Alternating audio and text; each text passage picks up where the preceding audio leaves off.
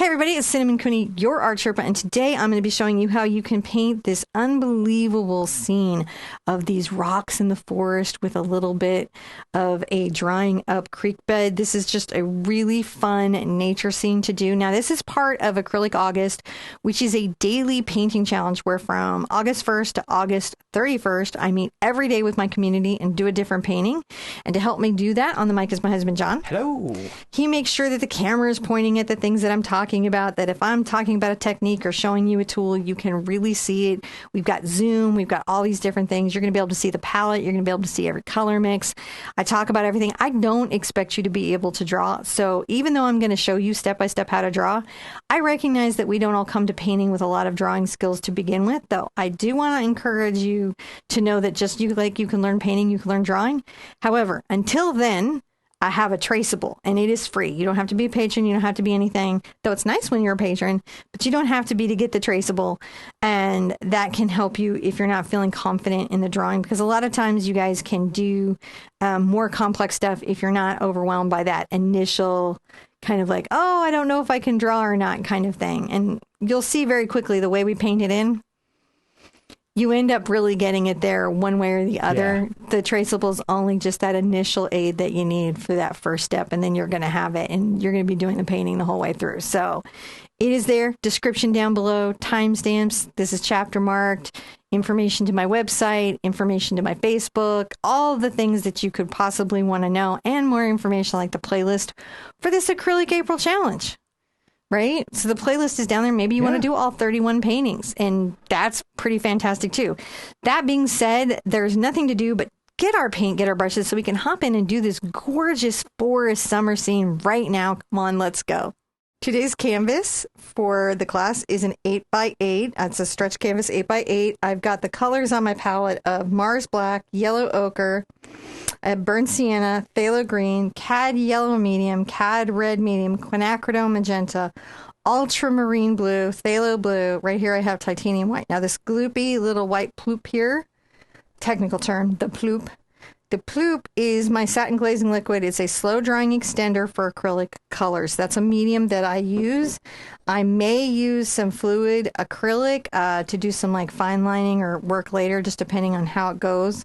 That's a maybe. Keeping out, I have some water in a bottle that I'm going to mist my palette with just to keep it moist. All right, there's nothing to do but jump on in to step one. Step one, we're going to have some fun. We actually are. I'm going to do something weird, John. What's that? I'm going to paint the whole canvas green. Are you? Just phthalo green. That's a good color. You know, you think so. Oh, yeah? Yeah. Is there an unknown thing? Yeah, I don't know. I have never done a phthalo green ground I can think of. Oh. I haven't ever done it. And so I'm like, I don't know. It's experimental. Now, by the time you guys see it, it's not experimental because we'll have done the video and edited and decided if you even get it. Yeah.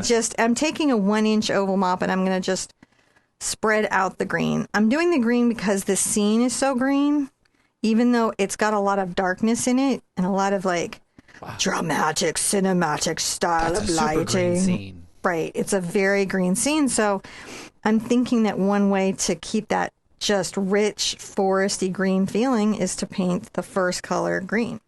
This is called an acrylic ground if you're not familiar. And what that is we start with a base color that will work with the rest of the colors in some type of color theory kind of way. Maybe it's contrast, maybe it's a harmony, but you find a color that you want to have be this sort of color story under the painting. And I am doing green today. The other thing that an acrylic ground does is if some of your canvas is showing through, it will be green instead of white. And on a painting like this, that would be much preferable to have it be a dark green underneath instead of a white. Now I'm going to rinse out my brush and I'm going to dry everything with a hairdryer. It can take a little bit of time to dry it with a hairdryer. So like in our video, it'll be like dry. But, know that you might need to pause the video and dry for a second and then hit play again. Just wherever you're at. You can also just let these things dry naturally, too. Okay, so we're going to want to put in an upper third of our background. I am going to grab, I think, another oval mop. This is a 1-inch oval mop, and we're going to do some nice dramatic background. So I'm going to take a little bit of my burnt sienna over to my phthalo blue. And they're going to make a very deep blue green. I want it to be like mostly phthalo blue to my burnt sienna. And I'm going to come up and down the third down the canvas, a little bit past. You can even take it almost to half because we want to be able to layer the background. Grab a little bit of my glazing liquid just in case. We're wanting to make sure that this is dark and rich and feels like the deep, deep forest.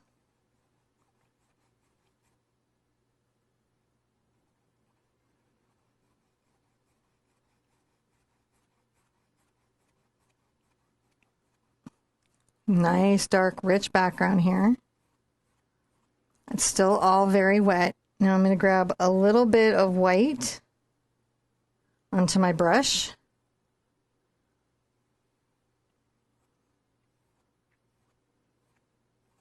I'm going to start to lighten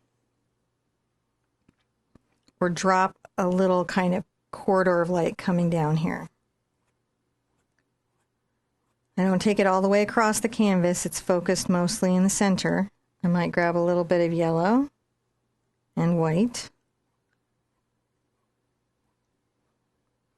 and add that to the center. Well, that's a wow. That's a nice, cool effect. Isn't that a cool effect? Just creating that little sense of light.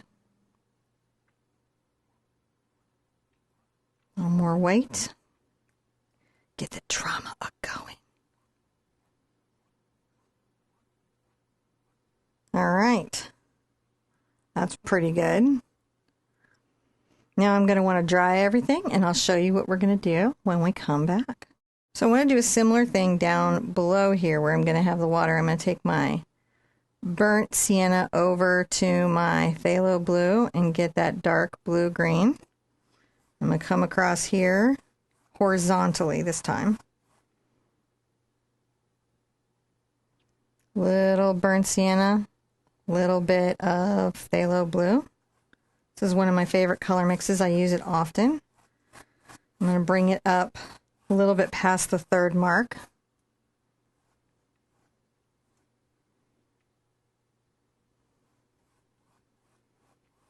It's kind of coming up here. They don't have to join perfectly. We're just creating the basis that it's going to go. So back and forth, this dark color. I'm going to do the same thing again. I'm going to grab a little bit of white.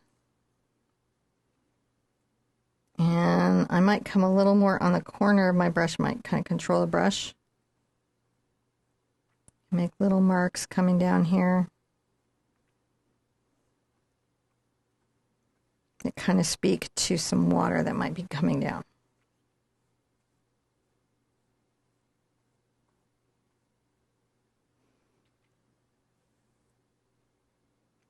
Brush to the side.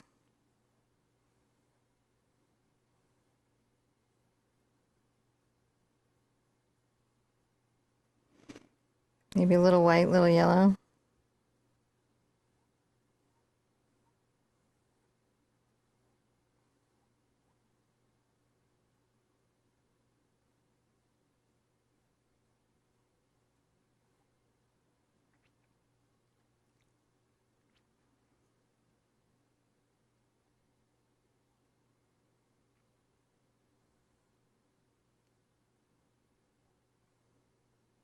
It's a nice little blended beginning to some reflections in the water.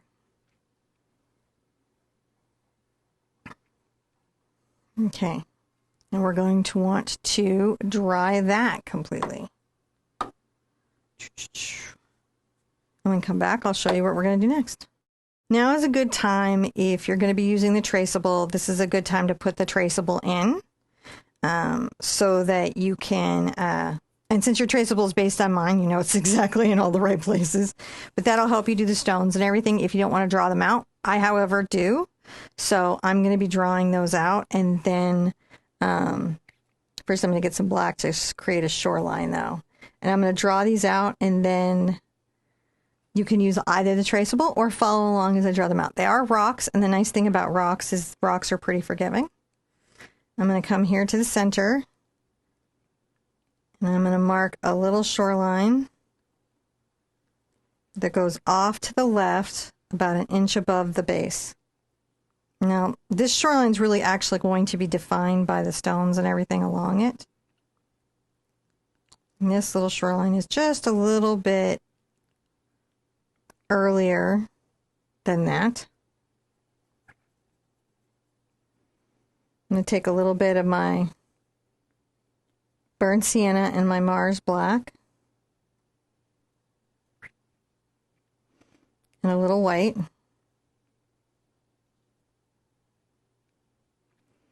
I'm going to come right here above my little stream mark and paint in my boulder.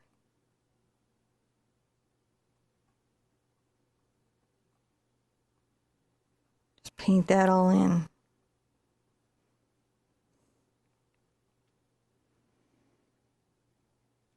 Laying in some boulders.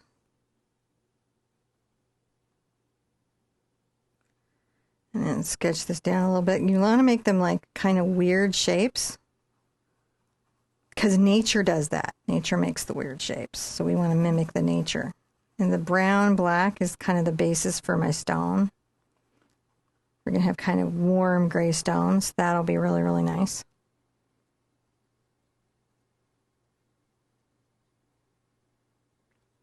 Okay.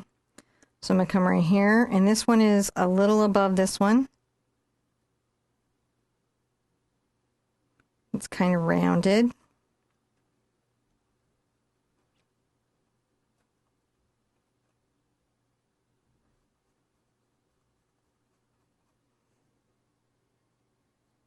Just paint that all in.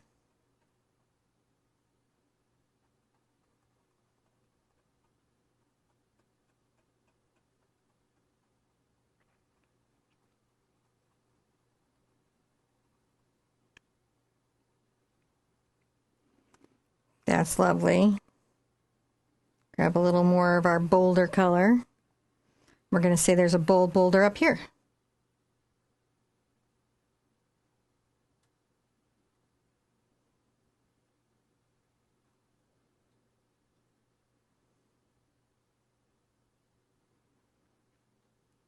And we're going to have lots of grass and everything. So these will be really buried in the grass. We're just making the boulder shapes. If you're using the traceable, what you're going to do is get the lines on the canvas and then you paint it in exactly like I'm painting it in now. So you just have a little extra step instead of just freehanding it in. You're just going to be following the traceable. Either way is okay. Adding a little more white. I'm going to add a little boulder shape here.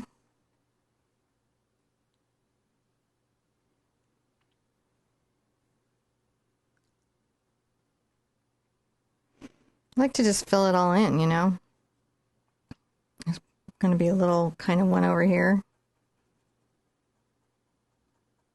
Probably push that one back into the shadow a little bit more.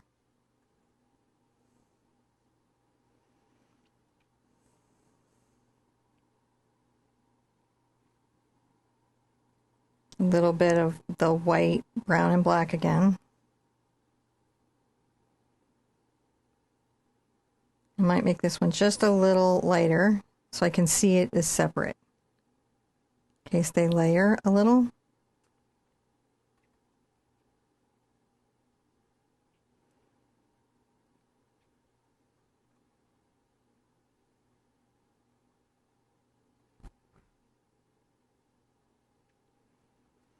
Putting a few of these up there.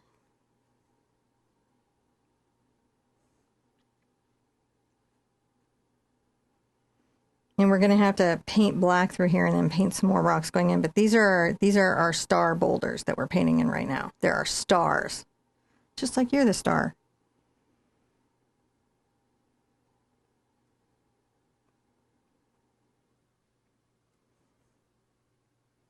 Grab some glazing liquid. Let's make a bigger one right here. So what we're doing is we're hoping to find the shoreline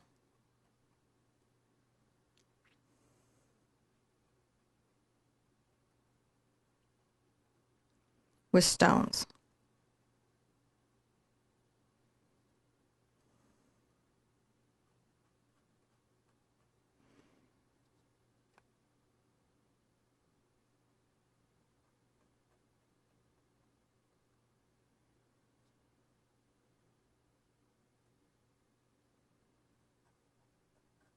Little one back here that's going to be peeking up out of the grass.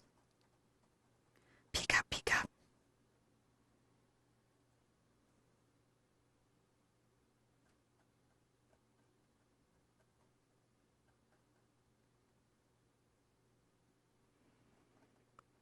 This one kind of go into the pond a little bit.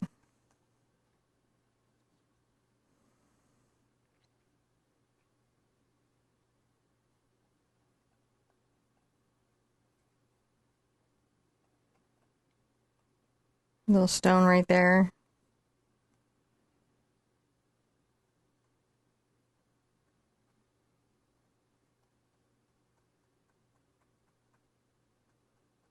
And a little bit of a smaller stone right there. Okay, let's dry everything and then I'll show you what we're going to do when we come back. Now I need to create the little stone pathway that's coming down between the big star stones. These are the little supporting stones that make the arrangement pleasant to look at. And to do that, I'm going to paint this area between the stones black.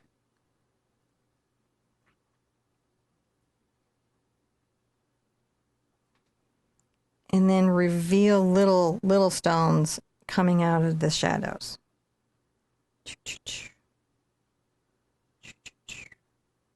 Paint it all around. I'm using a number, you know what, I forgot to tell you guys this. I'm using a number 6 Raphael Sepia brush. I'm so sorry, I forgot to tell you guys that. I forgot to ask.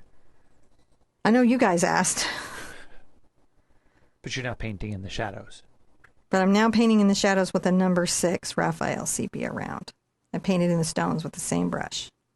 Just a round brush to give me little details.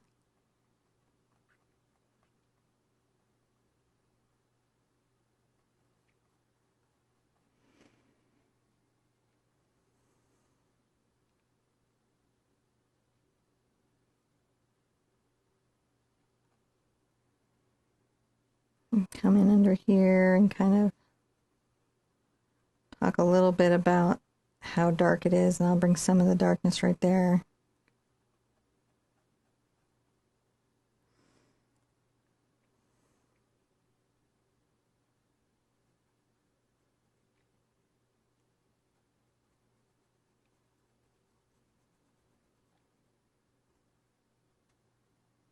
Running a little darkness along the shoreline.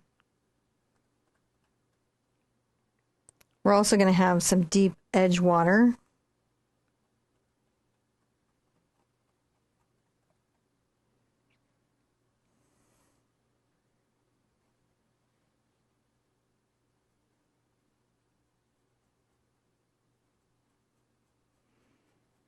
Pushing the little black back, this deep shadow. Pushing it back, pushing it back. And we're going to come along and do it on this other side.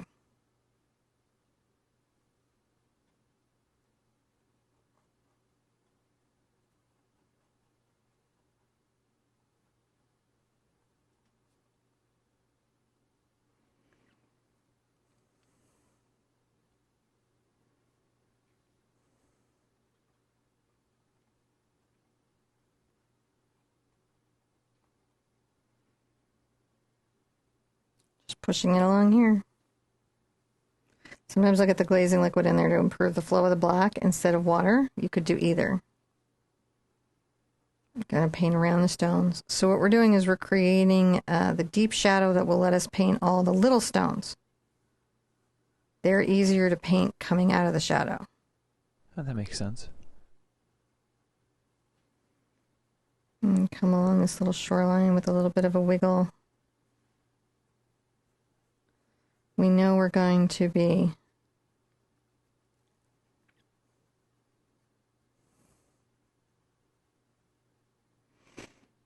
painting dark edges to the shore.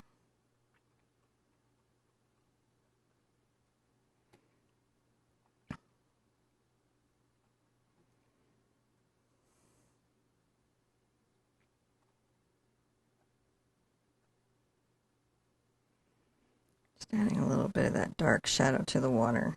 I'm going to be playing with it more later.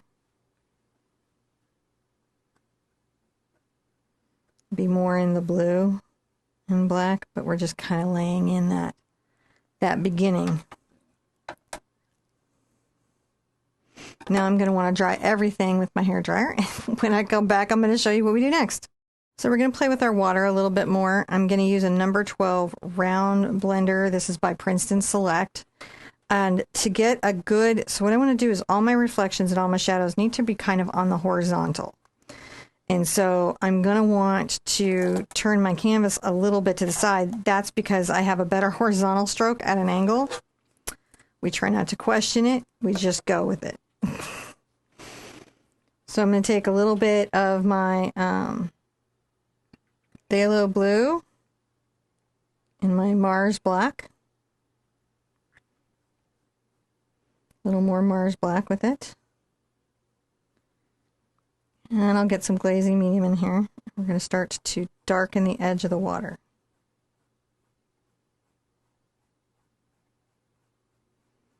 Coming through here.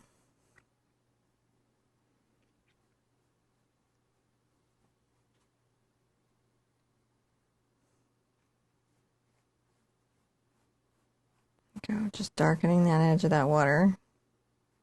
We'll come around our little stone here, also with a dark little shadow.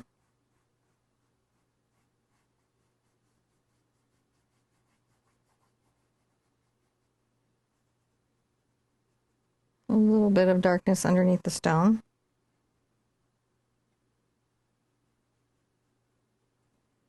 And we'll blend that out a little bit. A second, we just got to get that in. Now I'm going to get a little bit of my white. I'm going to take it up to my burnt sienna phthalo blue.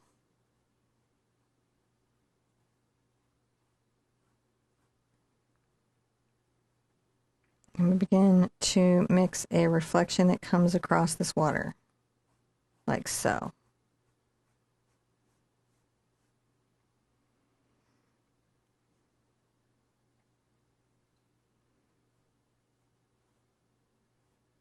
Blending it kind of in irregular edges coming over.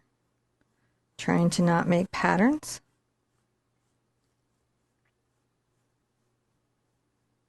Where I don't need to have patterns. I'm going to take a little bit of my cad yellow and my phthalo green. Have to walk without pattern. Walk without pattern, that's right, walk without rhythm. Gotta completely muad'dib the painting. Be all Fremen about it. Be very gentle.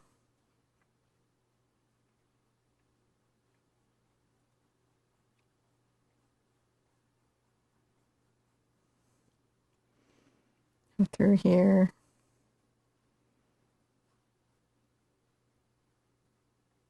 Adding a little bit of that color to the whole water. Very, very nice. Kind of exciting, right?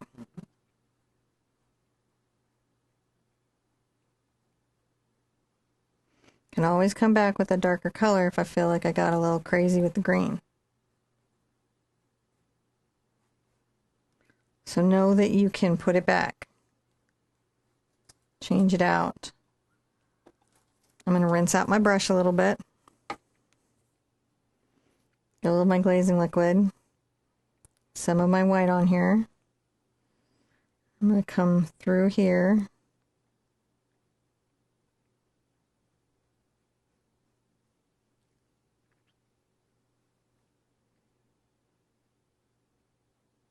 A little bit of light traveling up the water.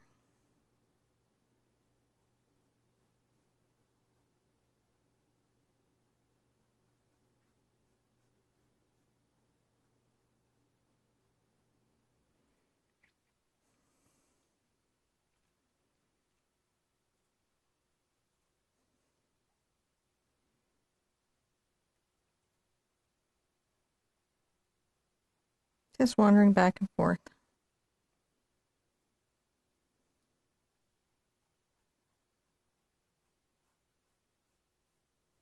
We can always put shadows back. We can always do any of that. We just want to make sure that we've got nice water coming down. Straighten any lines that are off angle.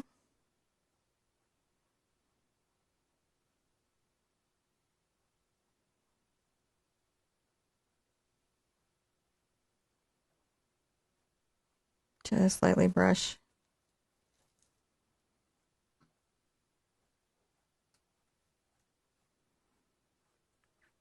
Now, if I feel like, oh, hey, I've gotten too much going there, I can take a little of my burnt sienna over to my phthalo blue.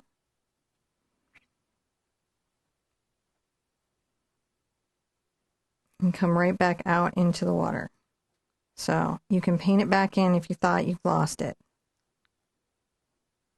You can make those adjustments as you need.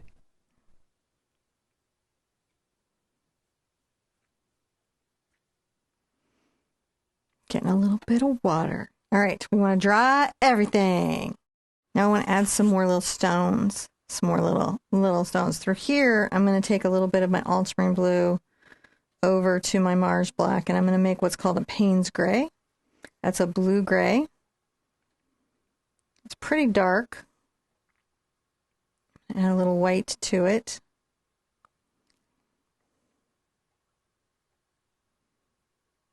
I'm going to have kind of control over what I have here.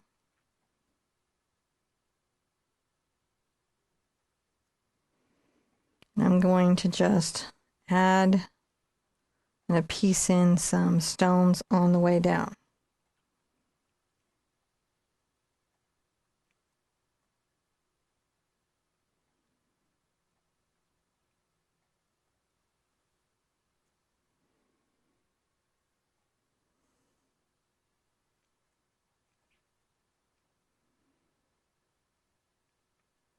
Just doing the highlights of the stones.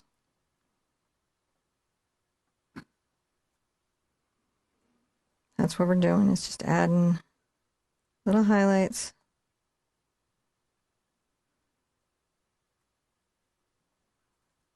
Speak about these little rocks that are hidden, kind of tucked in between these stones. They're tucked in. Sneakily tucked in. They're sneakily tucked in.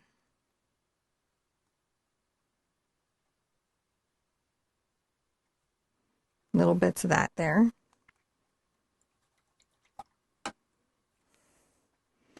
Now I'm going to take a little of my black and brown together. And a smidge of my yellow ochre.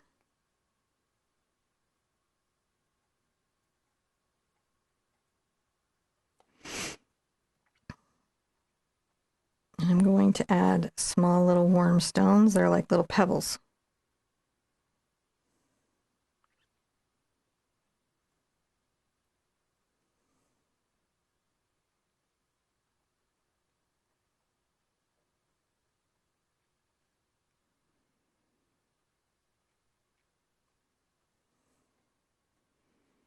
Just popping those here and there.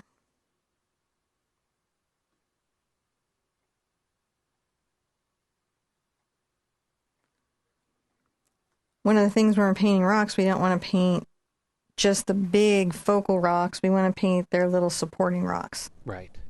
Because that's what makes the forest feel alive and full.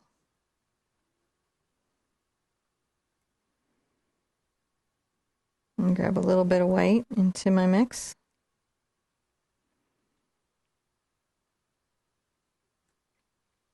A little white to the top of the stones. It's subtle. But it will cause them to pop out.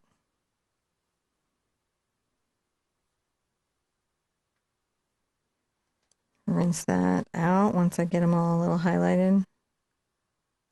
They don't all have the same highlight. Some of them are brighter than others.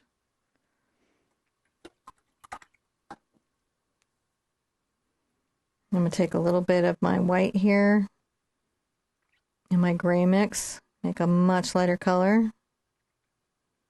My Payne's gray.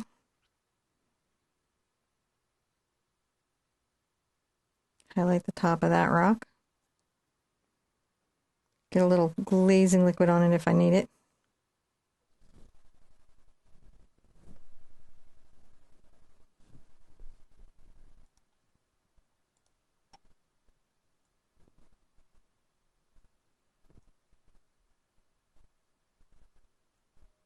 Just adding little highlights to them.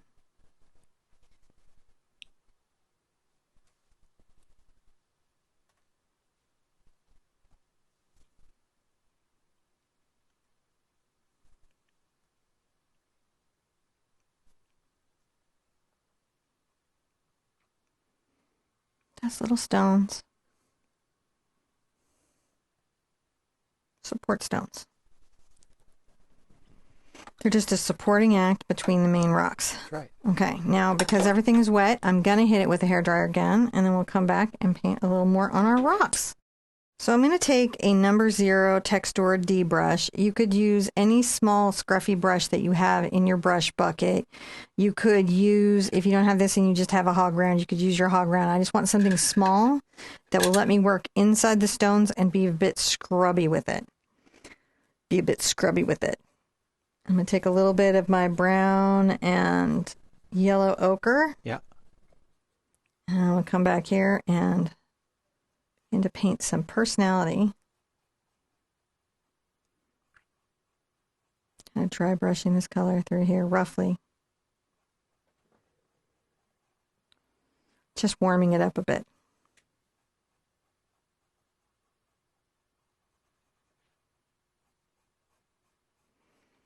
Up at an angle some.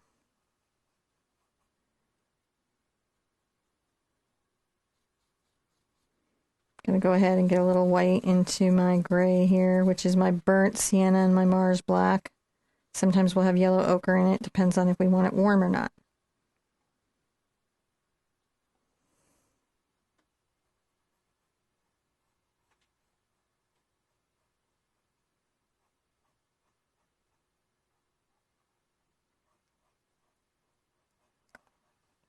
Come up here and highlight the top of this rock.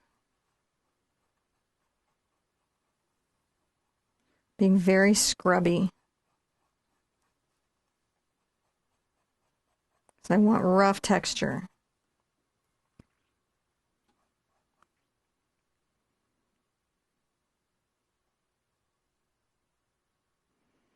Bring a little bit of my highlight color down through here.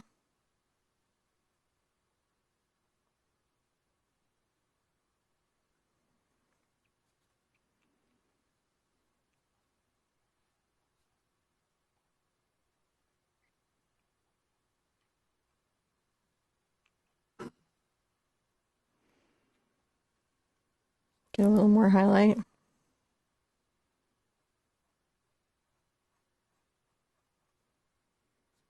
Just a little more white into the mix.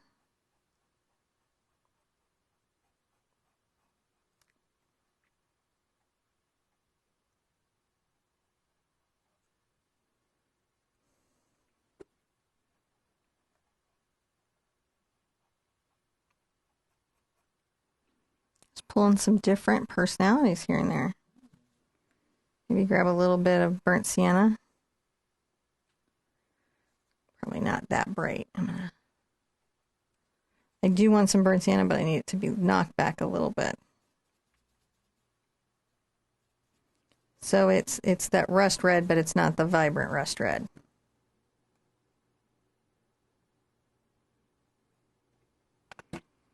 Just put different colors on your rocks. Want different little colors on your rocks. This is why rocks end up being challenging for people to paint, is because they have a lot of color on them. They're full of personality. They are. They're full of, they have aeons and aeons of personality. Just Traveling through time. Bring different little colors around. I'm going to take a little bit of this.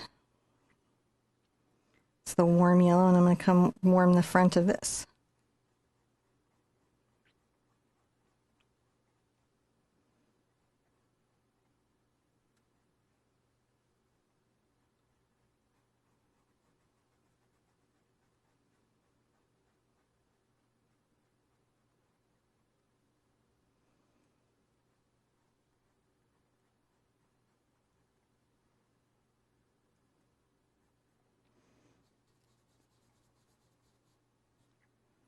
Slightly darker,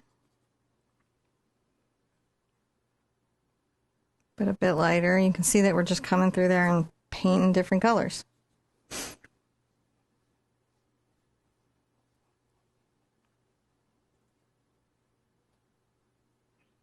And some of these, if you get into them and you're like, man, I feel like it's too light, or I feel like it's not blue enough, right? You can just come back in with the different colors. Like I grabbed some of that blue-gray.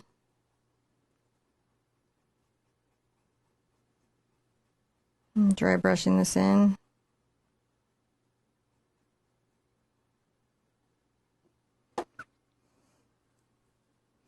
Wipe my brush off and kind of scumble here. Because I do want there to be good shadow here. So we're creating different planes on the rocks that are more in focus. Grab a little bit of this. A little black in there.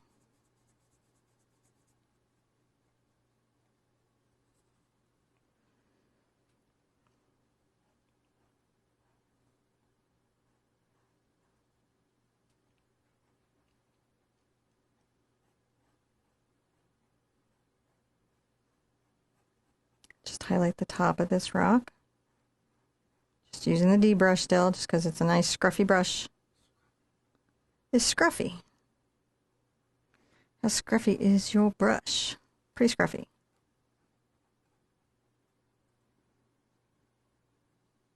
A little lighter here.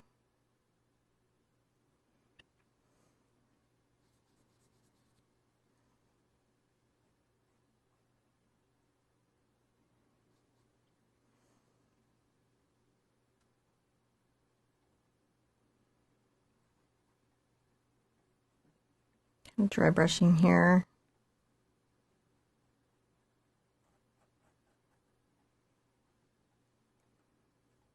Really dry brush here, just very lightly dry brush.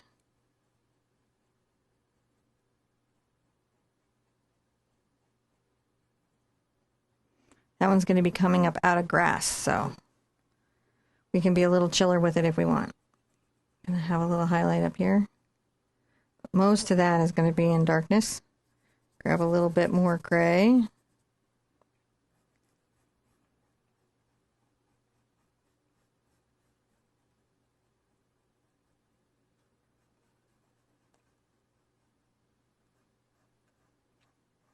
Come across with this slightly, so it's like highlighted and then a little bit darker coming this way. Dry brush that down. Multi-directional, just kind of breaking up the line. Maybe a little yellow ochre and burnt sienna. Kind of wiggle some of that color in. Get a little more white on my brush. Want this color to be a little lighter.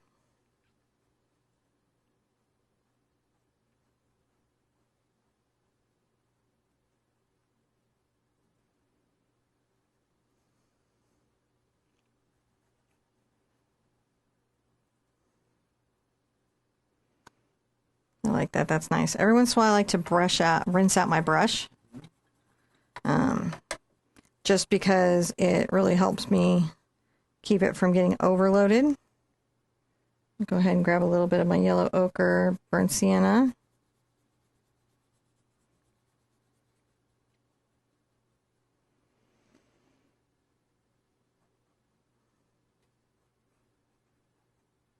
Add some colors here and there.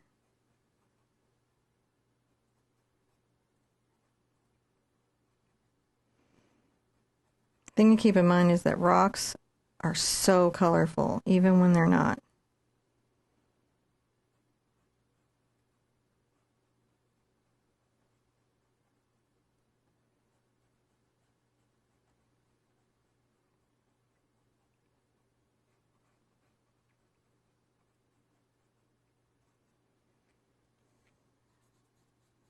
Go ahead and get into a little bit of the gray here.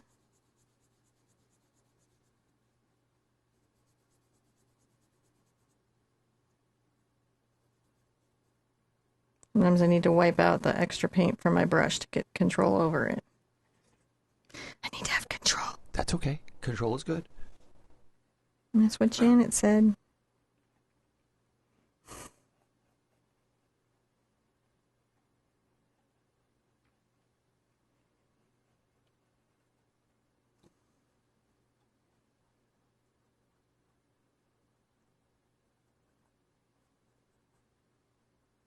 There you go. Can add a little more highlights.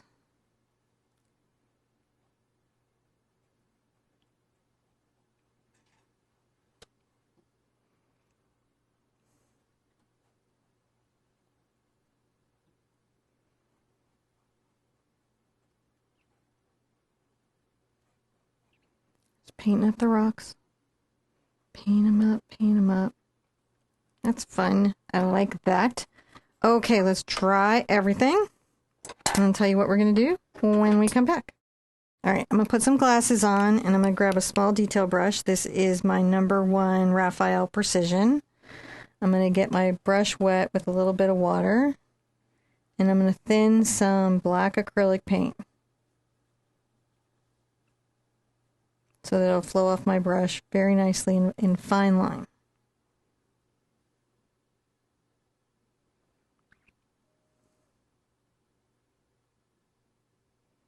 Bring a little line right here.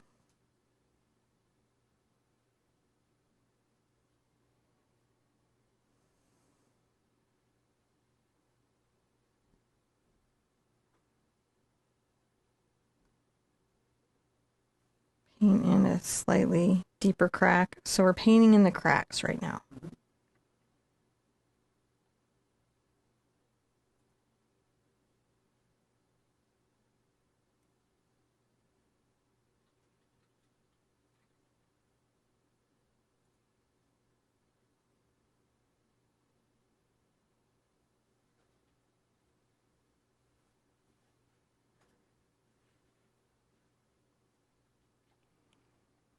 Just giving the rocks some personality. That's what they need, is personality. A little darker right here. They're a little bit cracked right there.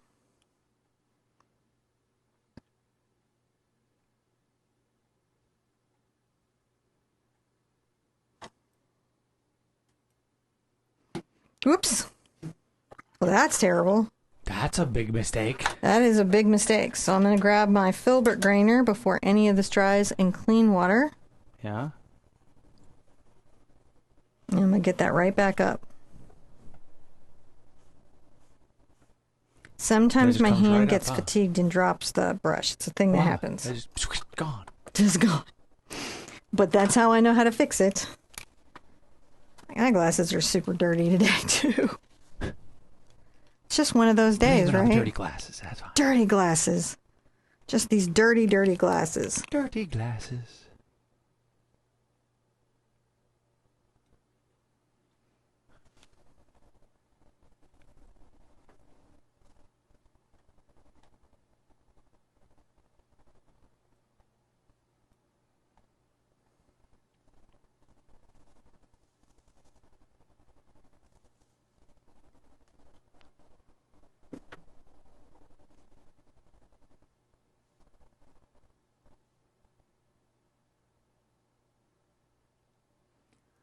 So I like to make some cracks thicker and some cracks thinner, because that's what nature do. Mm-hmm. And we want to do like what nature do.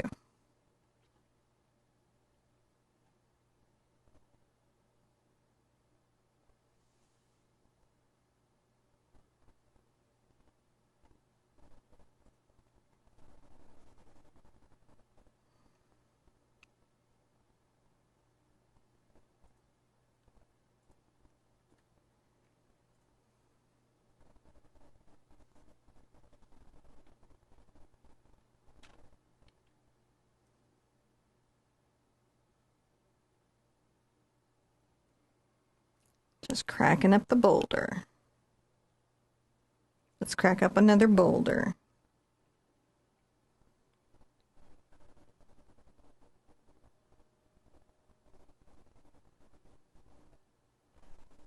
One here and bring that down there. Sometimes the line is thicker. Sometimes the line is thinner. Sometimes we create a deeper, thicker line. It's a shadow that shows the crack is deeper.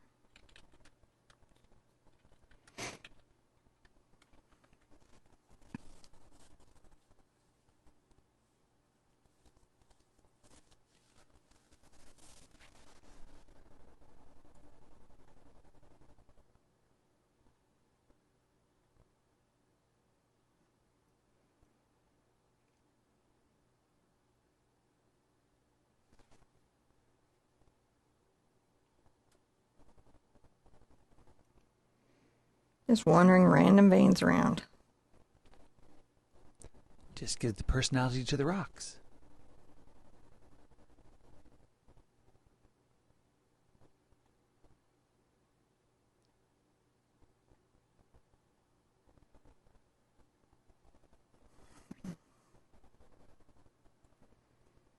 How do you like the little veins coming in? I like it. Gotta be careful where I'm resting my hand.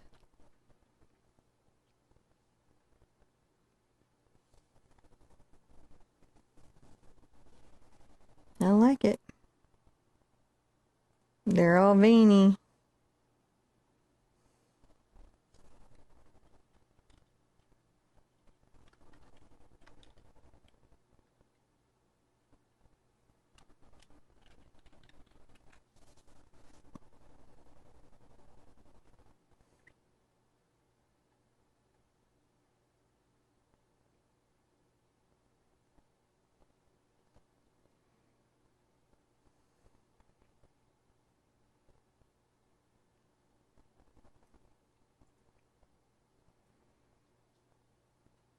Little glazing liquid, a little Mars black just to improve the line.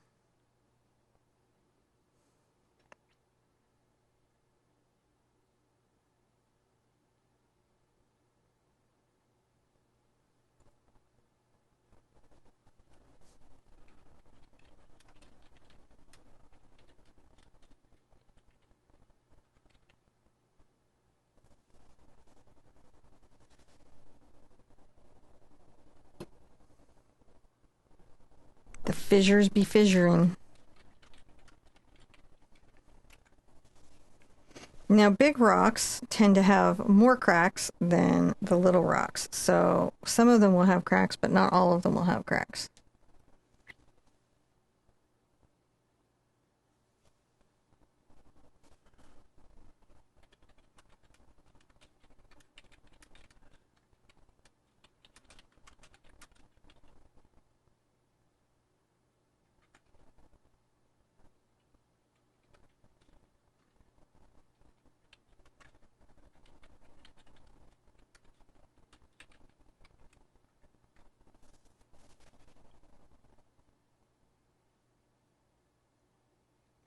Putting little personalities in there. Okie dokie. Let's dry it. All right. Get our brushes put to the side. And when we come back, I'll show you what we do next. Now we want to add some like greenery, some life to the stones in this world that we're in, right? Where the light is cascading down and the grasses and everything are here. So I'm going to want to take a little bit of my burnt sienna over towards my phthalo green.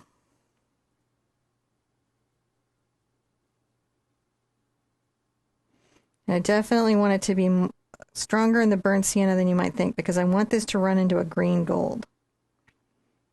Some glazing liquid.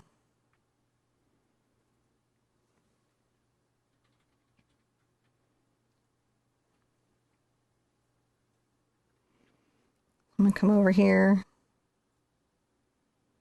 make little upward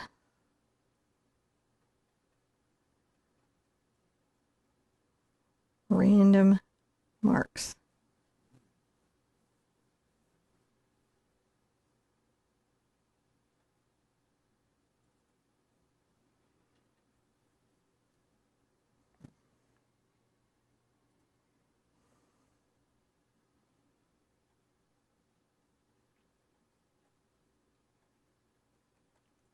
So I like to make lines and tap up and down. I'm just trying to create that sense of foliage. I'm bringing the foliage to the edge of the stones. It's peeking out behind the stones. This is the darkest of the bright greens that we're going to be doing.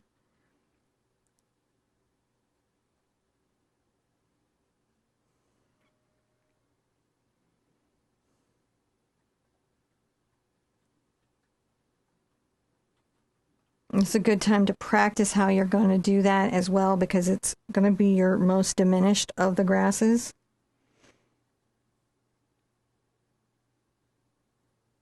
Glazing liquid. We don't want enough to thin out the color. We just want enough to improve the flow of the paint.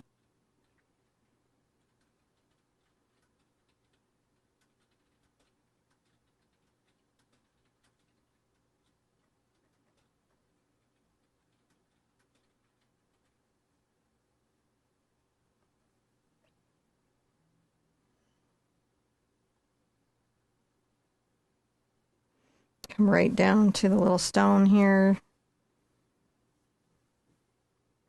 Tuck around that stone, kind of in. Maybe even coming up, and I might even grab a little of the deeper green coming up.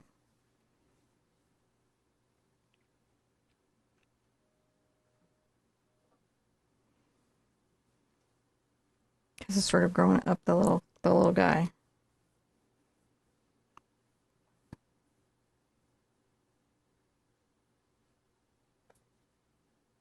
I'm doing little upward flicking brush strokes.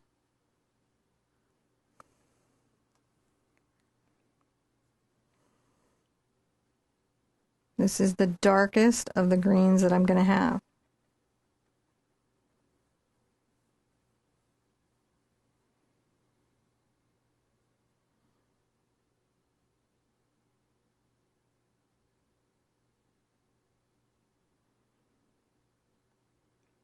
I'm tucking the green around the stones tightly.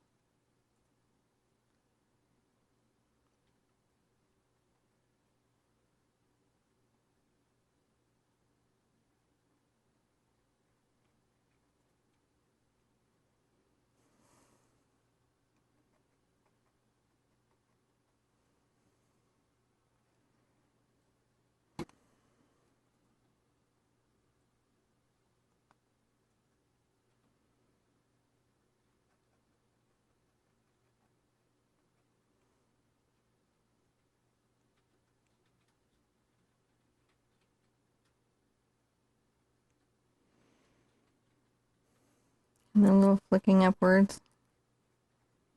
A little shorter up here. We won't really see it very clearly until we get the bright, bright greens.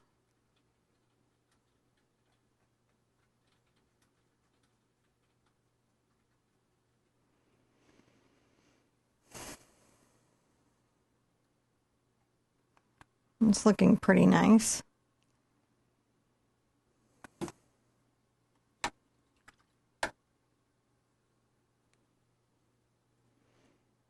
Bunch of my green. This is the burnt sienna and my phthalo green. A little more burnt sienna. Over to my cad yellow, making a green gold.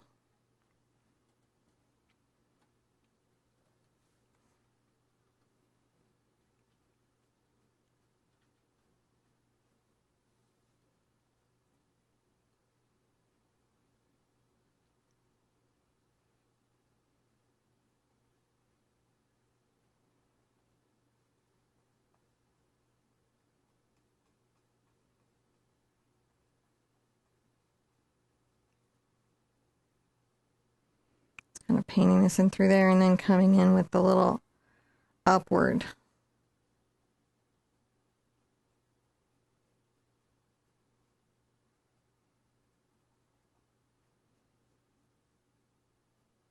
Which we will still see better again when we put the much brighter highlights in. We're just right now getting this vibrant green carpet in here. You know, kind of putting it in, and we may come in with some dramatic glaze lighting at the end to make some of these grasses seem deeper and some of them pop forward.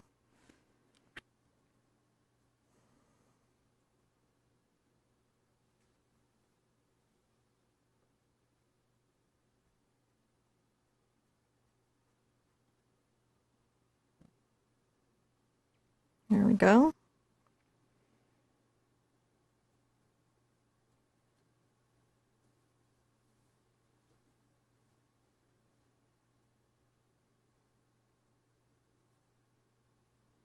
You need a little more green gold. You just put the burnt sienna in, it goes more green gold. Ah, just boop. That is a pretty color green.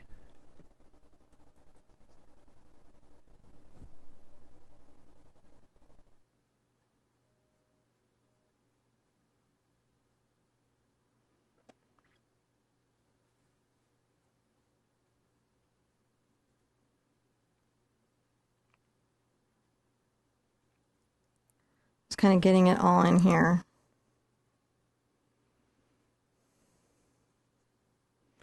Now some of it I might go a little darker here, like I've got my green gold, and I might come over here and kind of work it in. And then I'll come back with my light green, my lighter green.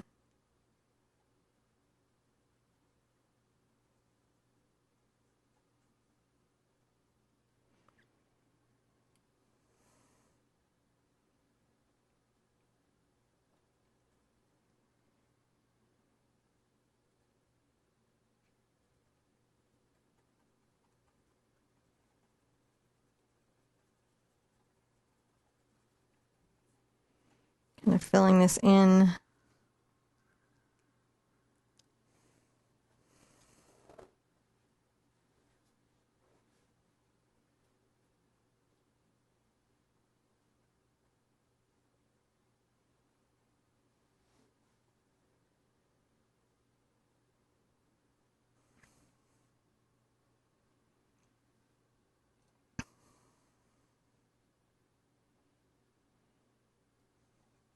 I'm going to come in with a slightly darker green gold through here.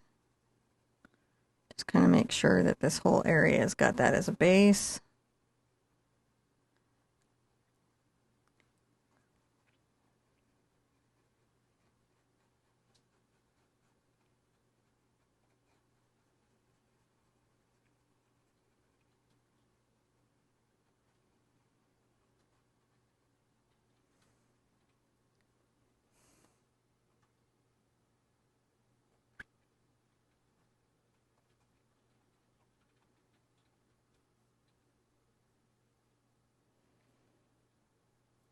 There you go. You're just kicking that down there. We're just being chill with it. We're just seeing it happen. Looks cool.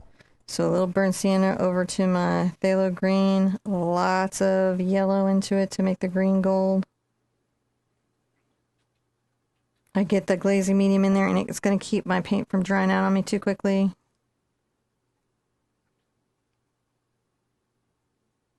Making little irregular green little lines.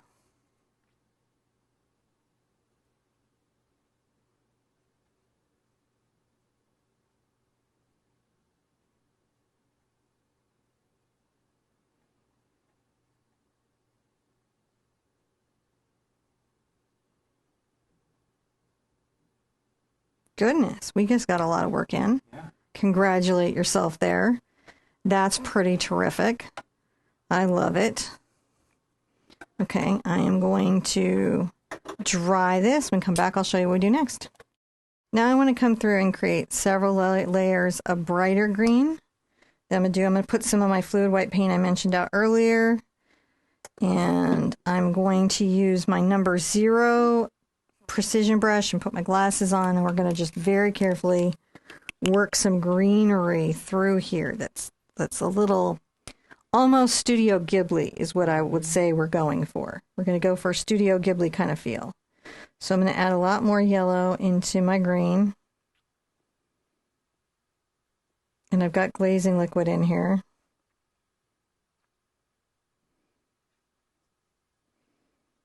And we want to create a good amount of it. That's going to go. And I roll it out so it's not creeped up my brush. And I'm going to get just some on the toe. And let's, not all the way over here, but let's start to come over here.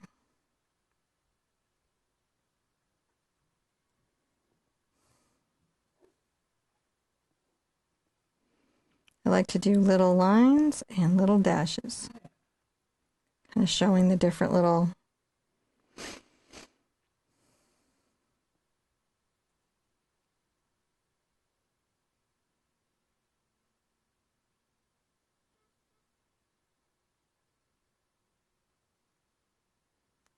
just delicate little work.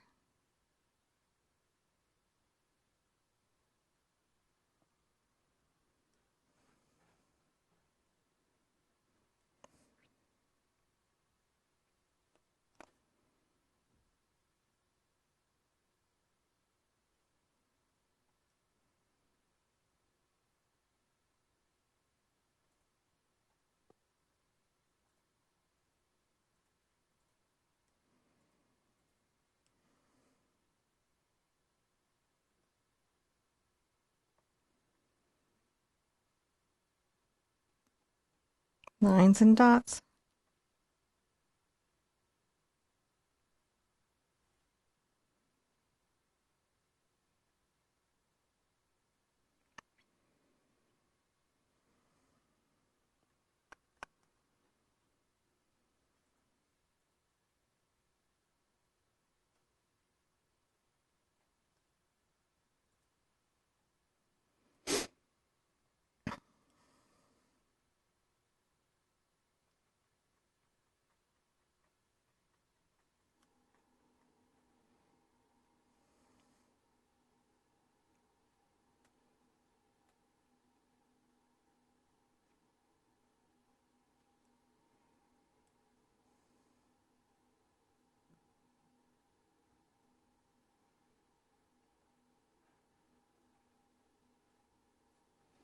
Just bring that through there. Just kind of creating a little bit of texture.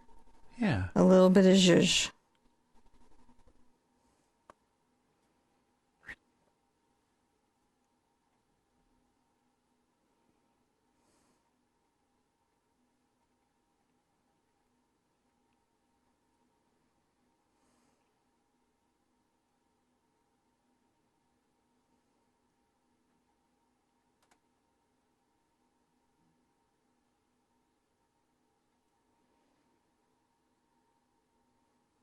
And then delicate little lines coming up here.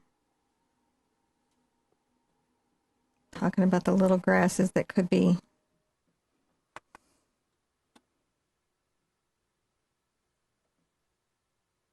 They're just sort of popping up over the edge.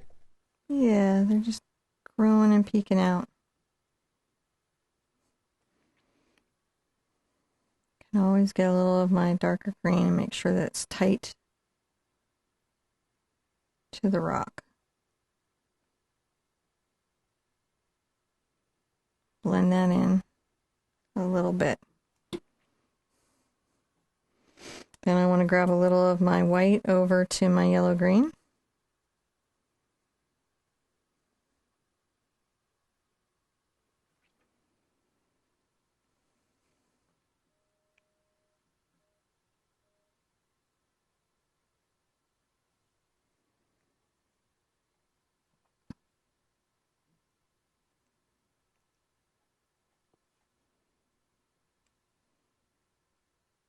Some highlights.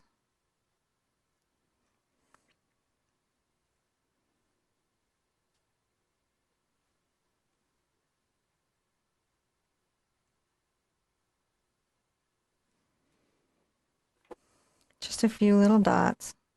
Now it's a big lesson, but we're doing okay.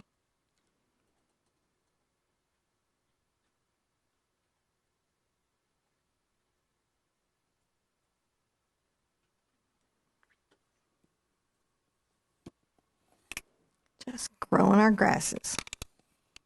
Yeah.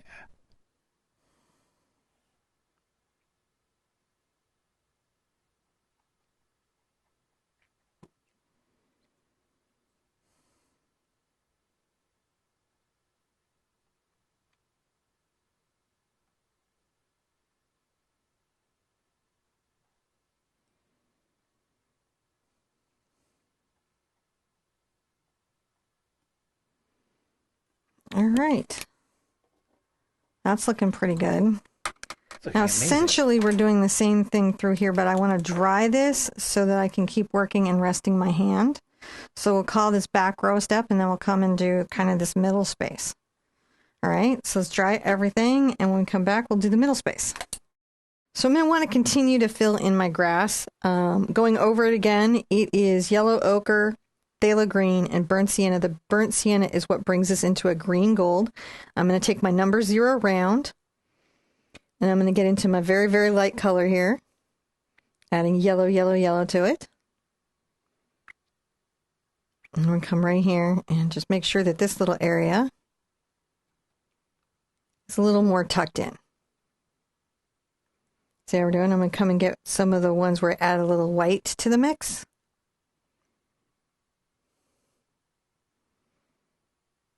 Make sure it's nice on the toe. A few little highlights. Just a little bit of green here and there.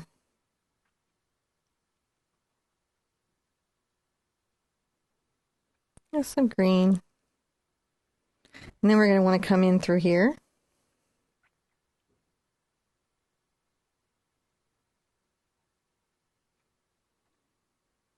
Get a little water. Sometimes you got to bring a little water over to the paint to improve the flow. I'm bringing over like a drop at a time and mixing it in, and that is what smooths the paint and allows it to flow a little better.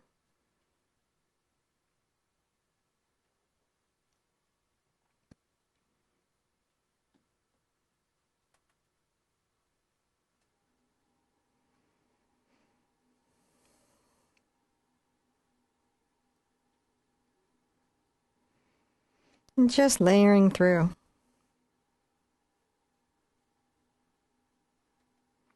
I like all the green grasses around the stones. Very, very much. This feels like a place like I would like to sit and picnic. And haven't even got the flowers in. We haven't even made it all Ghibli. What I'm referring to is a animation creator who has made some of my very favorite movies and has a unique art style that is very, very signature to him. Very signature. Very signature. Now I'm going to get into some white here, adding some white into my green gold. Now, if you didn't remember, this was the fluid white acrylic, titanium white, not the heavy bodied, and I switched to that because it was already thinned a little bit, and that will help with the flow. But I can still bring a water drop over to it to improve it some more too.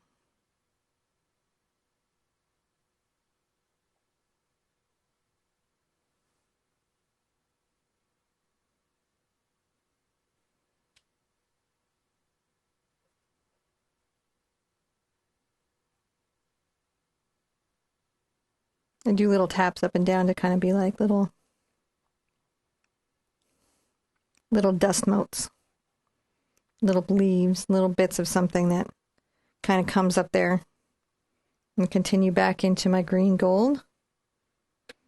Bring a drop of water over to it to improve the flow.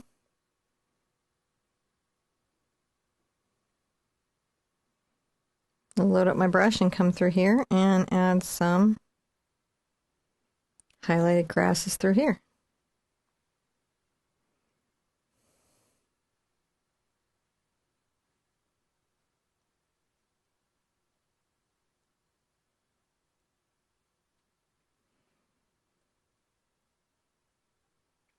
And it's kind of fun to come between the stones with the grass a little bit too. It plants it a few places, and I like that. Using the number 0 Raphael brush, this nice detail brush, really helps me get the fine lines. Again, that's the number 0 Raphael precision brush.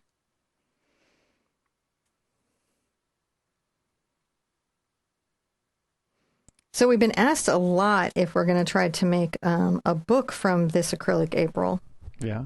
And I believe we are in the middle of an attempt to do that. It's an ongoing process. It's an ongoing process. It's always a big project. Yeah, it is. It's sort of huge, huge, huge. And we've been trying to catch up on past years. I don't think I'm going to take the light grass much past this area here. Maybe a couple places. But what we're really trying to do is just make sure that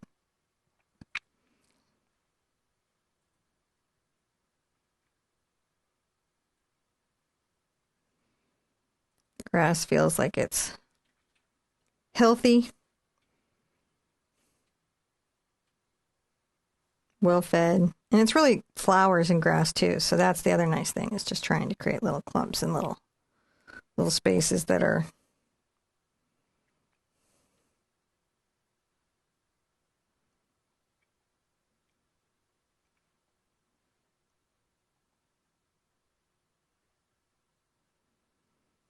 and I like doing little taps up and down. This kind of talks about different kinds of leaves. Coming over to this side, same thing. Sometimes you'll see me go back to the palette and wipe off my brush. That's because I'm making sure I don't have too thick a paint on here.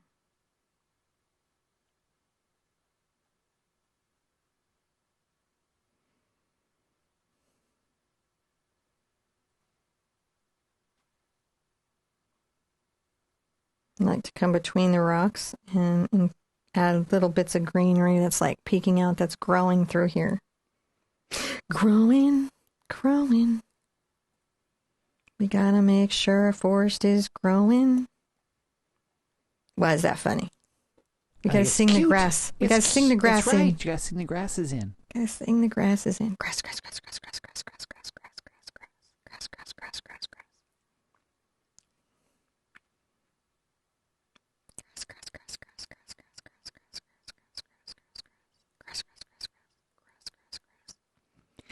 Then once I come through that grass, and rinse out a little bit, and come back through a little bit of my white and a little bit of my yellow, make kind of a yellow, a very light green gold.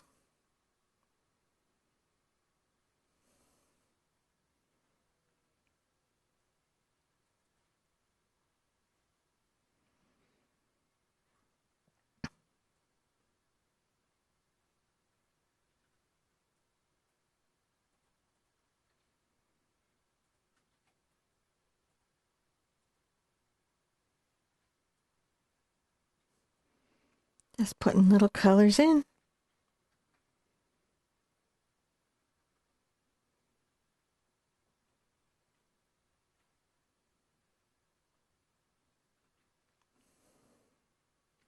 Especially enjoy this part of it. Yeah. I don't know why, but I really do. I think it's a bit like, doing meditative doodling. It's the repetition and the filling in the pattern that's just super enjoyable to the brain. The brain goes, yeah. Good for the brain.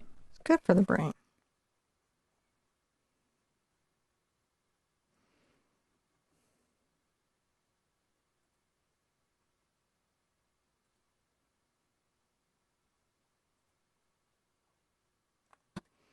Just a little bit here and there. Now, I'm going to want to dry everything with my hairdryer. And something I want to say to you guys again, or general reminder, which is that when we go through the steps and I'm drying mine with my hairdryer, you just pause the video, dry your canvas, and then hit play when you're done. And then we're always painting together.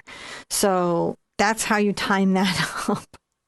And it's one of those things that if you don't think about it, you don't think about it, but it makes your time a lot easier. Now let's dry this with a hairdryer and we'll start together because you'll hit play when you're ready to go and I will just join you. So how I'm going to put my flowers in my initial plan is I'm going to take a little bit of my black and my yellow ochre together. And this will be the dark spot that my flowers have. The shadow of it, and then we'll highlight it after. But this is going to be the center. Let's see if we can do these where we can see where they go. So I'm going to add a little dot there. Which I may have to come in close for you guys to really see it. I'm going to add a little dot. Now, these are kind of like a little ellipse, and I just do it by painting it with the brush in little tiny strokes. And I face them different directions so that when I do my petals, they're not going to be all the same thing. That's what we want to avoid, is all the same thing. That's pretty good. Let's come down here and add some serious ones down here. Serious.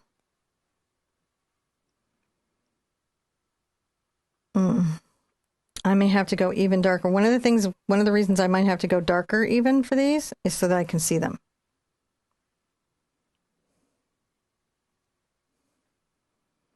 This won't hurt me. I will still be highlighting with the bright yellow.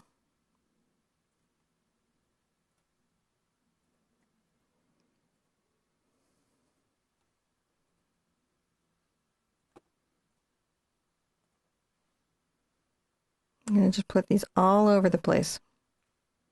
This is a nice little cluster of flowers that has grown up. So it's just like the one up here, but I'm just doing it with black so that we can see it better in contrast. Sometimes I make decisions so that you guys can see stuff at home. Yeah, that makes it have to. That's why we have multiple cameras too. That's why we have multiple cameras. Now I'm going to come back into my yellow gold, and I'm going to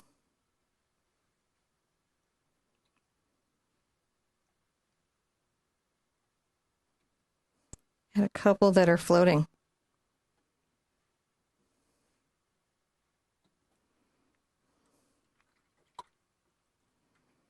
I'm also going to grab a little bit of my black. Now this black has a little bit of my ultramarine blue in it, so it's more of a Payne's gray.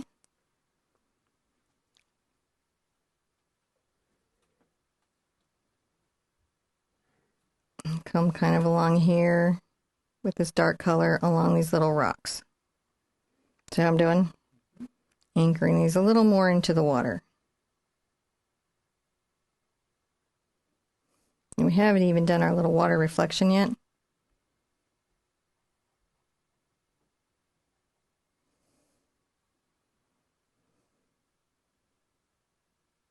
I'm going to do some little upward little marks.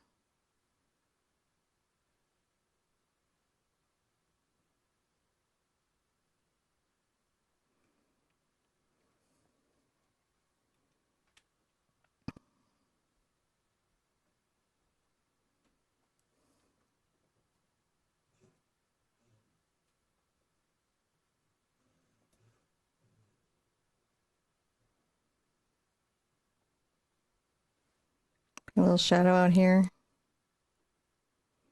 Just making little grasses that could be coming up out of the lake. Little reeds. And a few little stones. All right. Now I'm going to grab my white.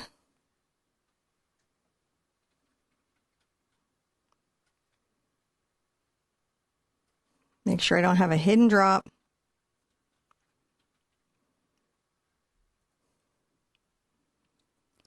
I'm going to make little lines that come in towards my centers. Little tiny flowers. Little tinies.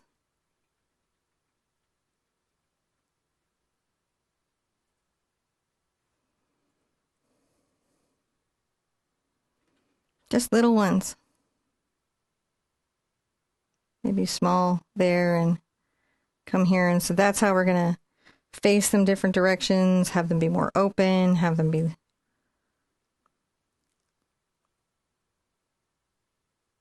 facing different directions. And what's nice is this stuff dries so fast that we're not having to draw between steps because we're working so many different little areas.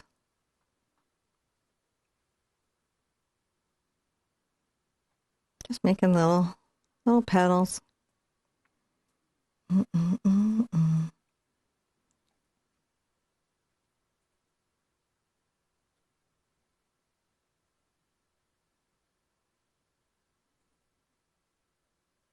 Sometimes I make the petals shorter on one side than the other, and that kind of like helps face the flower different directions.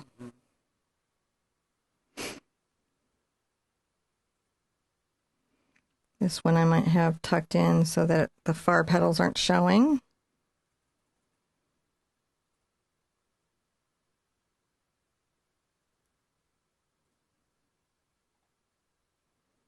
Rinse your little brush out so that it's got nice petal making. Sometimes I thin this out with a little bit of water just so that it's like the fluid acrylic. Just a little smoother for the flow. You could use the fluid here too.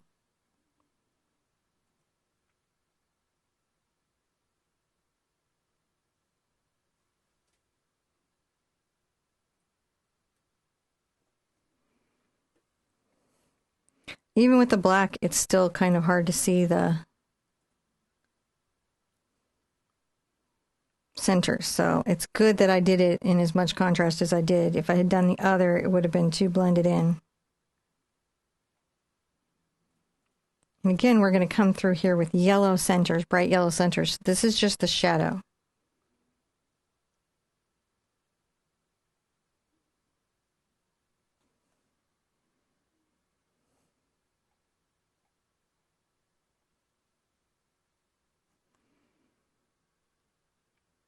There, those together, that looks pretty good. Then we've got some floating in the water.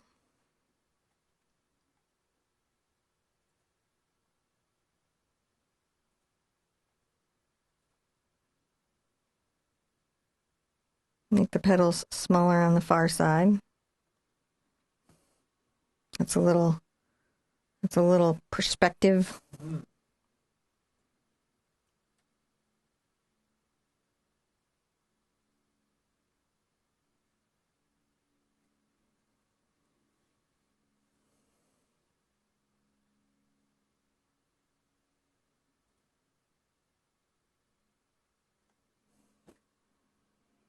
Just a little bit of petal. Like these are just floating out on the water.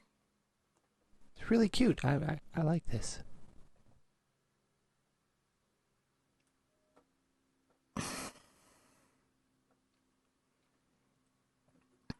All right.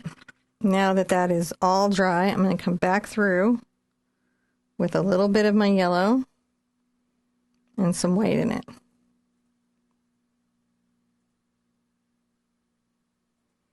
Roll this out so we just have a nice yellow. And I'm going to put my glasses on so I can see this well. I need to put the yellow out here where I'm leaving some of the dark showing so it creates a shadow.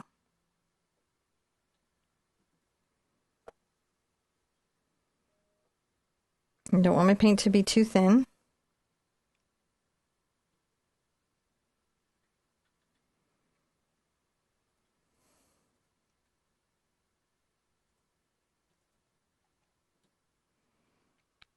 Just give them little shadows there.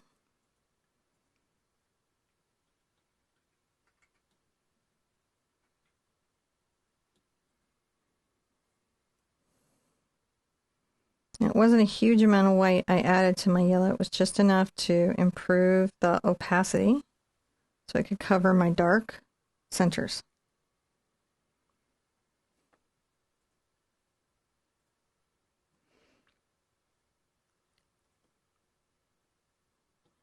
Painting the yellow so that the dark is still sort of showing. All right, now we're going to dry that. When we come back, I'll show you how to add the next flowers. Now when we put in some, like, I don't know, I like to think of them like a California poppy or just a forest poppy. Not that there's necessarily a thing that is a forest poppy. I'm going to keep using my number 0. I'm going to bring my yellow over to my red. And I'm going to make a very bright orange. Right, just a nice bright yellow orange. I'm going to need contrast between these two layers of flowers to make the shape appear. So this is very important. I'm going to take a little bit of my bright orange. I'm going to come up here. Tap a couple little lines together. I'm just joining little lines, kind of curved in, making the overall poppy shape. Some of them will be bigger. Sometimes I'll tuck a little bit of flower into the grass.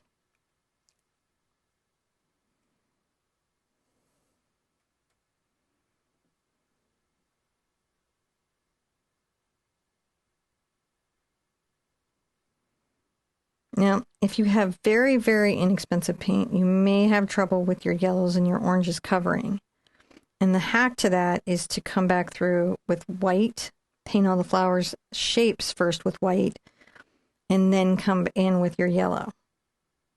I mean, you can go out and buy all new paint, but generally when you're in a moment and if it's not working, you want to work the fix that you have in the moment instead of having to go shopping.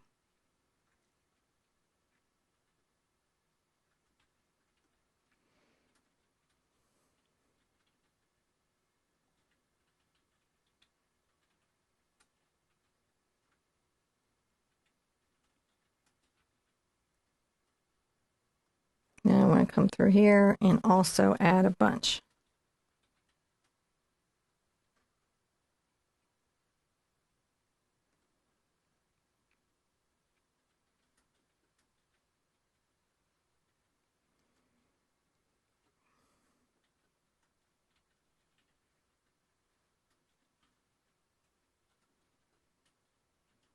Trick is you put these flowers like everywhere. Some of them are bigger, some of them are smaller.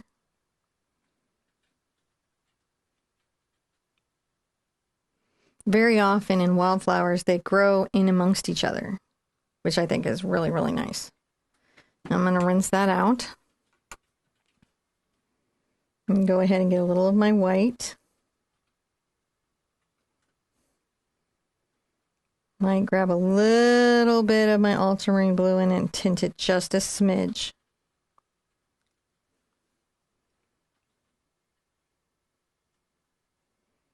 And I'm going to make little round shapes with white flowers.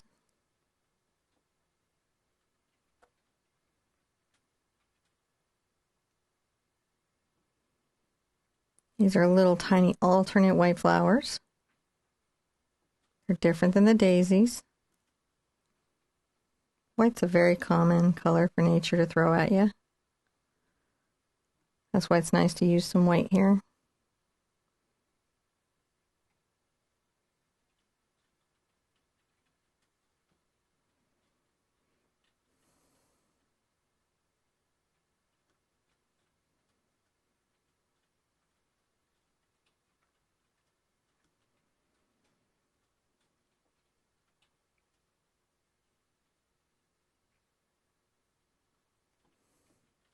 Putting those through there.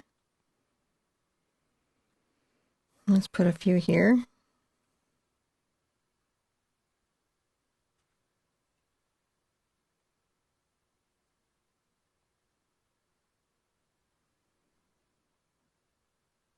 Again, these are just a little different than what's there. I'll rinse out. I'm going to grab some more of my orange.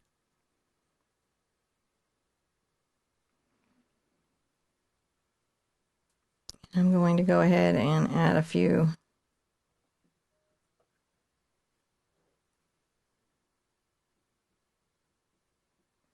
little petals out there on the water.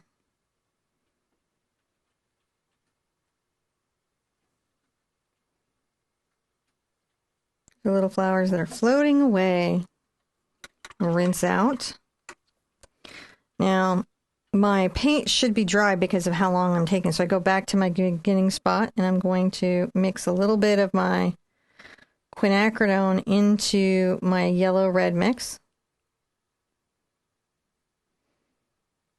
Yeah, a little more yellow into it, but it's going to make a much darker orange.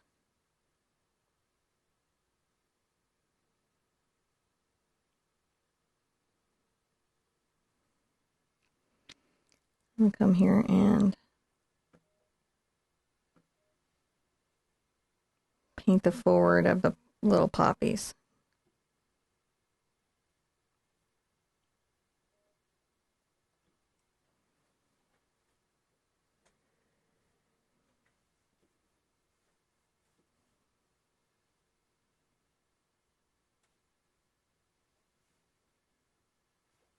I leave a little bit of the bright orange showing. So the flowers are two-tone. See how we're doing? Two-tone.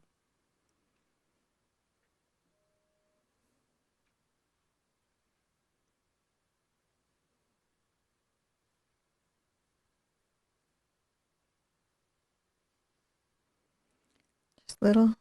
And you can tuck little bits of orange here and there, kind of in the grasses. Sort of hidden. So that means those little flowers are down low. Okay, I'm going to add some darker orange to the floating flowers.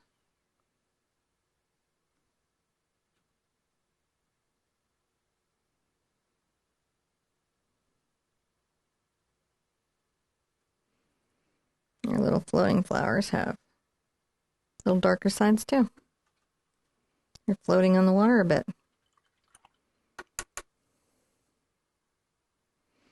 I'm going to want to take a little bit of my blue black, but super tiny. And paint in little centers to the white flowers. Little dark centers. Still just using my number 0.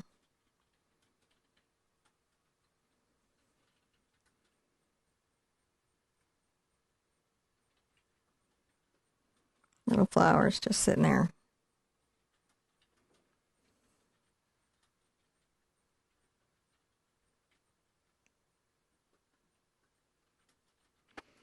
Okie dokie. So before we go on anywhere, what we're going to want to do is dry everything. I'm going to continue on with my number 0, and I'm going to grab a little bit of my light green color. And I'll thin it with some water. Just make sure it's got good flow, because I'm going to want to paint the stems up top.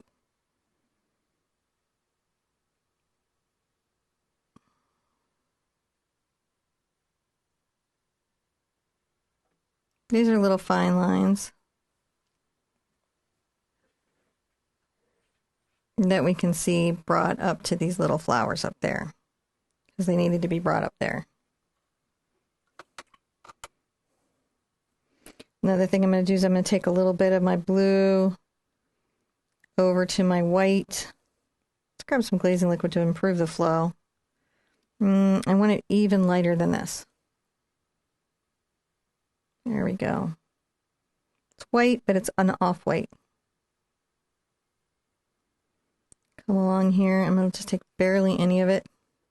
And I might turn my canvas a little bit to the side so that I can have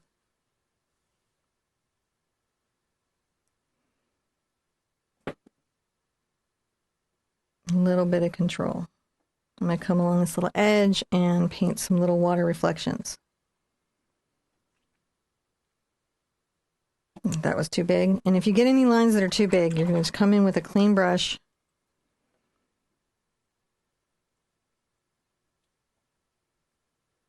Pick up that extra paint.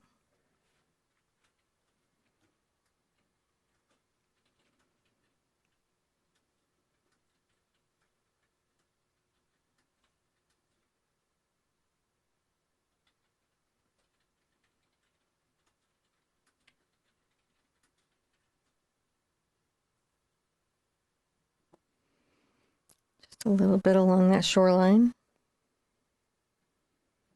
Try to do a similar.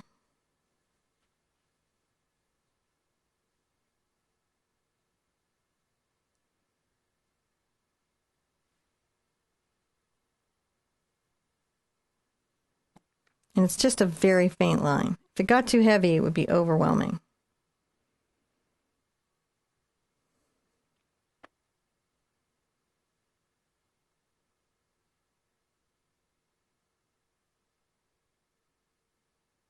A little bit there.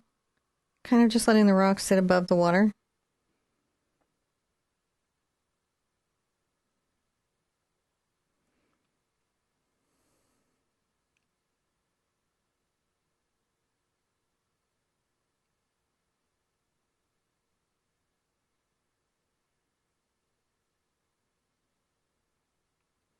Maybe these create a little bit of a little white line.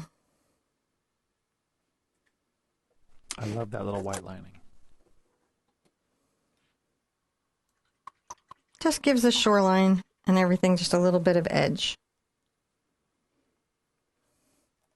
Now I'm going to want to take I think I'm going to take my fluid white over to my rock color, which was my burnt sienna and my Mars black. and a little bit of white.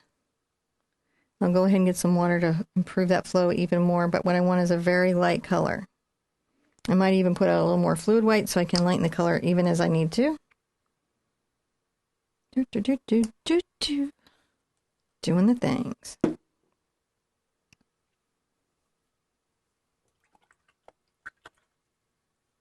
Very carefully, I'm going to come through here.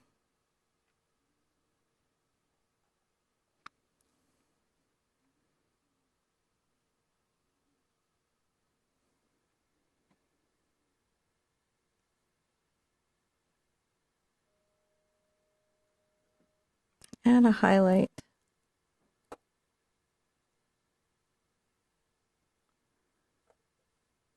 Some of the cracks.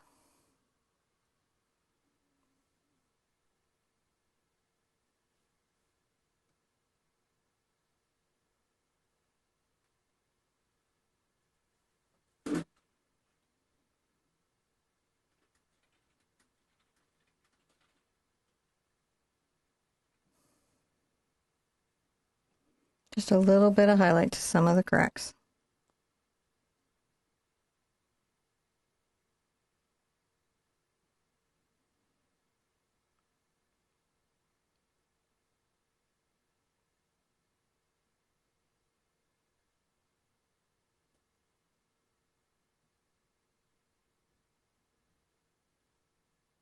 It's very faint. It's just a little touch. It just gives it some 3D dimensionality.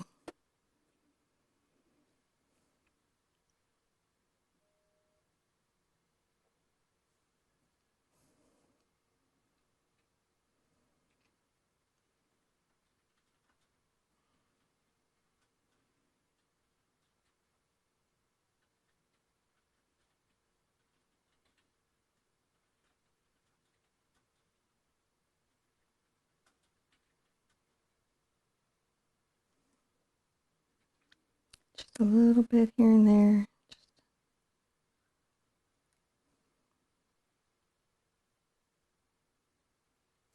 Showing the edge of these being a little bit highlighted.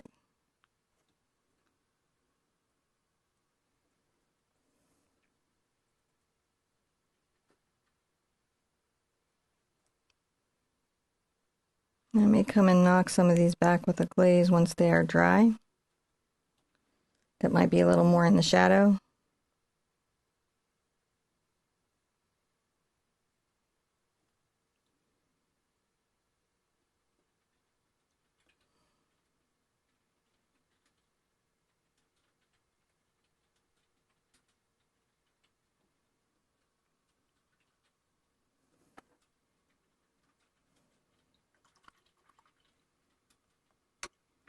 As long as that is dry, I can take a glaze of a little blue and black. Very carefully kind of make sure that that highlight's there, but not quite as bright. See what I'm saying? Yeah. You can take a little bit of the glaze. Make sure that some of that is. Take a little shadow along there.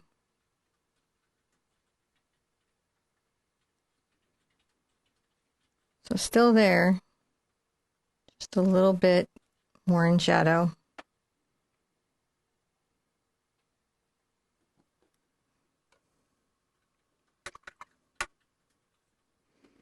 I'm going to take a little bit of my white here.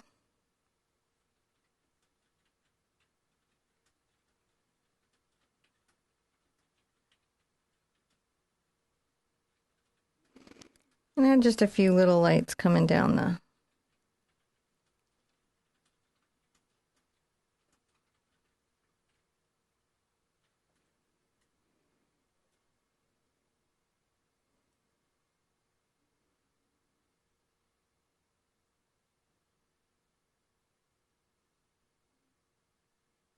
little marks, little ripples.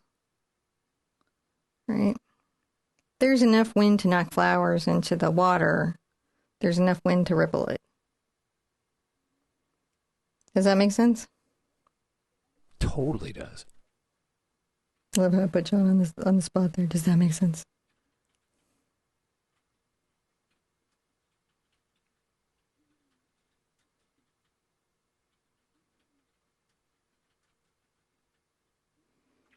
Just making little light reflections down the water.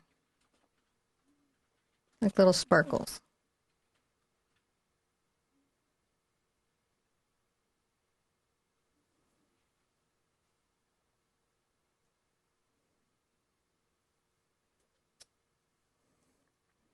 Just in that blue and white that's over here, sort of like it's not quite a perfectly white.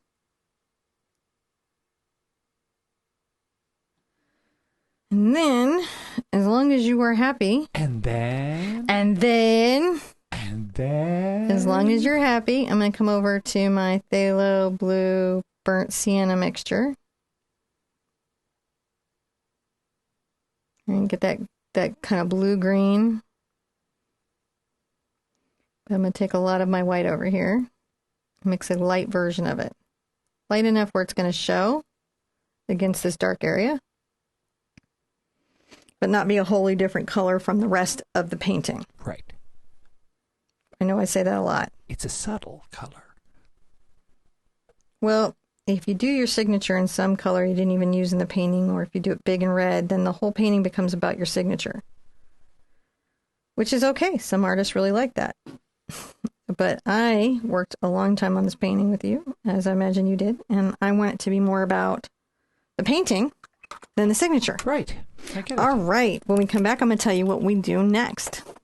So we've added to our skills a little bit. We got our fine line skills going with the grass. We got some blending skills. We took those rock skills from the Zen stones, if you did those earlier, and kind of like leveled them up again and got a little more into like the cracks and crevices of giant boulders that are out in nature. Added more rocks. We added so many more rocks. We really studied rocks this class. More than 4. More than 4 rocks. So hopefully this was one of those ones that like really called you in. I like the serenity of it and the peacefulness of it. The idea that you might have found like a little glen and there's lots of little flowers and green grasses and it's just idyllic. This is what I love. And this is what I mean when I'm talking about that Studio Ghibli feel. Like it's almost like a summer dream. And that's what I really, really like about this painting. And hopefully you do too. I certainly hope that you had as much fun painting it as I did. Now, maybe you came in for just these rocks because you were like, these rocks speak to me, and I want to thank you so much for your time. But perhaps you're here because you're doing the daily painting that is Acrylic August 2024. And, that can be done anytime. You don't have to do it during August, and you don't even have to do it in 2024. Who knows when you find this challenge, and you might be coming through on your own. By the way, know that no matter when you're doing this challenge, whether it is in August of 2024 or it's in May of 2025 or even later, come by the Acrylic April group on Facebook because that is the perfect place to share your journey. There is 10,000, 12,000 people in there right now that are going through the journey right at this minute or have gone through the journey previously. Some of them have done it 5 times. So what you have is people who've been absolute beginners and they took this challenge. They know how you feel. And so it's a great place to share your work because people that understand how you feel, they're going to be compassionate. They're going to get it. They're going to encourage you. They're going to give you the energy to keep going. And that's what we want for you. That's what we want for this challenge. So be sure and check out the group. If you like the materials that you saw in today's class and you'd like to get some for yourself, I have those for sale in my art store, just as a shameless self plug. That's true. It's a good art way store. to help support us. I have an art store. And you're here at the end. If you're going to buy supplies, it's a good place to get them. It is. And it's at the end. Like, I like to hit the end leg. Don't forget to subscribe because I feel like you watched the whole video. You might want to subscribe and you know about more videos like this or more challenges like this. I do challenges all year or special events that are multi-painting events. And my community loves it. So if you dig this kind of thing, man, we have this fun going on every year, all year. I've been doing it for 10 years. So I feel like I'm pretty good at it. Hopefully by now, I've gotten kind of good. I always like to look at my really old classes and then my new classes. And I'm like, woo, I have grown up on YouTube as well. It's fun though. As my community. And I love that about it. Tomorrow is going to be another great painting. So be sure and hit that remind notification button so you can come back to tomorrow's painting. other than that, guys, I want you to be good to yourselves, be good to each other, and I will see you at an easel really soon. Bye-bye.